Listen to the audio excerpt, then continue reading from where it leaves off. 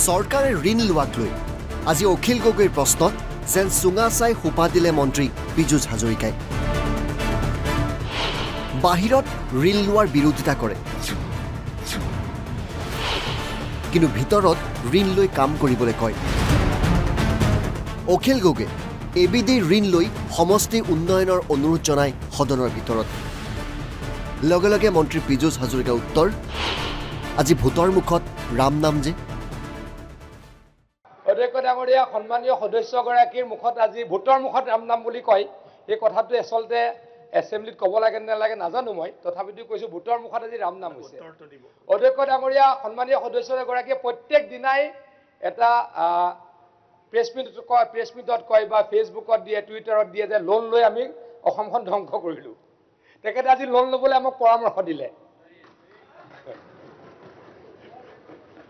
তেখেতক এডিবিৰ পইচা লাগে এছিয়ান ডেভেলপমেণ্ট বেংকৰ টকাৰে তেখেতৰ সমষ্টিত ডেভেলপমেণ্ট লাগে ঋণ ল'বলৈ কৈ বিধায়ক অখিল গগৈয়ে ঋণ লোৱাৰ প্ৰক্ৰিয়াক ন্যায্যতা প্ৰদান কৰিলে গতিকে আজিৰ পৰা ঋণৰ নামত বিপথে পৰিচালিত নকৰিবলৈ অনুৰোধ জনালে মন্ত্ৰীগৰাকীয়ে গতিকে তেখেতে আমাৰ লোন লোৱাৰ যিটো আমি প্ৰক্ৰিয়া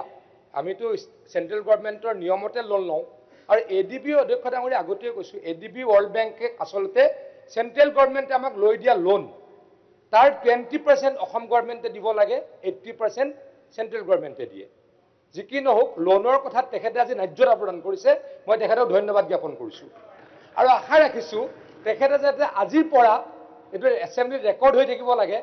এই লোনৰ বিষয়ে মানুহক বিপথে পৰিচালিত কৰিবলৈ প্ৰচেষ্টা নকৰে মই তেখেতক আপোনাৰ জৰিয়তে অনুৰোধ জনাইছোঁ এবিডিৰ পৰা ঋণ লৈ অখিল গগৈ সমষ্টিত যথেষ্ট কাম কৰা বুলি প্ৰকাশ কৰিলে মন্ত্ৰীগৰাকীয়ে এতিয়া মূল কথাটো হ'ল অধ্যক্ষ ডাঙৰীয়া তেখেতৰ সমষ্টিত যথেষ্টখিনি কাম কৰিছোঁ তেখেতে সেইটো ধন্যবাদ দিছে মই প্ৰতি ধন্যবাদ আপোনাক জ্ঞাপন কৰিছোঁ অধ্যক্ষ ডাঙৰীয়া তেখেতৰ সমষ্টিত আমি এডিবি ছেকেণ্ড ফেজত আমি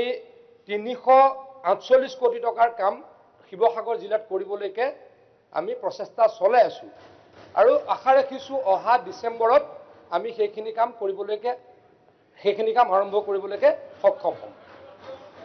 এতিয়া এইটো ক'ব লাগিব নেকি আপুনি ক'ব নেকি এবাৰ যে লোনটো আমি বাণিজ্যতা প্ৰদান কৰিলোঁ মইতো কৰিয়ে দিলোঁ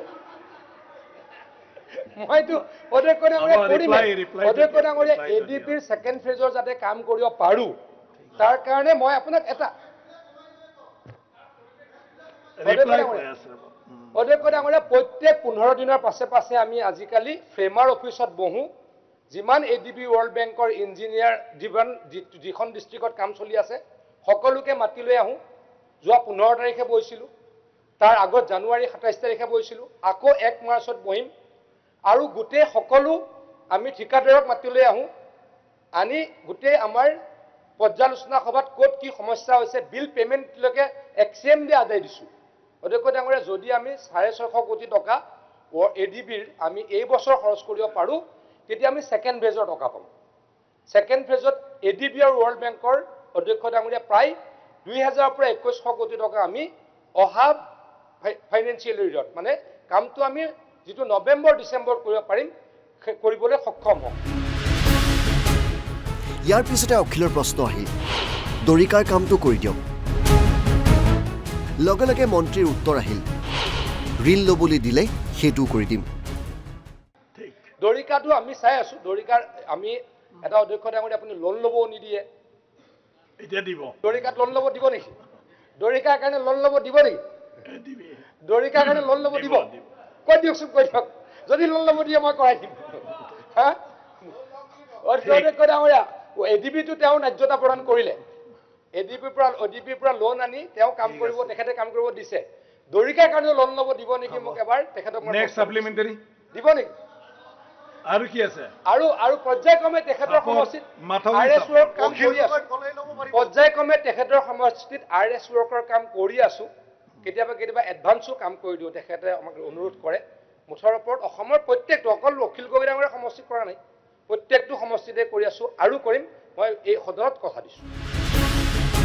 অৱশ্যে ভাল কাম কৰাৰ কাৰণে মন্ত্ৰীগৰাকী সদনৰ ভিতৰতেই ধন্যবাদ জ্ঞাপন কৰিবলৈ নাপাহৰিলে অখিল গগৈ নেক্সট কুৱেশ্যনটো হ'ল মই সঁচাকৈ ৱাটাৰ ৰিচোৰ্চ মিনিষ্টাৰক ধন্যবাদ জনাইছোঁ যে ব্ৰহ্মপুত্ৰ নদীৰ খহনীয়াৰ কাৰণে 448 কোটি টকাৰ যিটো আমাৰ প্ৰজেক্ট আছে সেই প্ৰজেক্টটো তেখেতক আমি খুব ক্ল'জলি এইটোত কাম কৰি আছোঁ মিছাকৈ লাভ নাই আৰু তেখেতে এইটো কৰি দিম বুলি কথা দিছে ব্যুৰো ৰিপৰ্ট NB নিউজ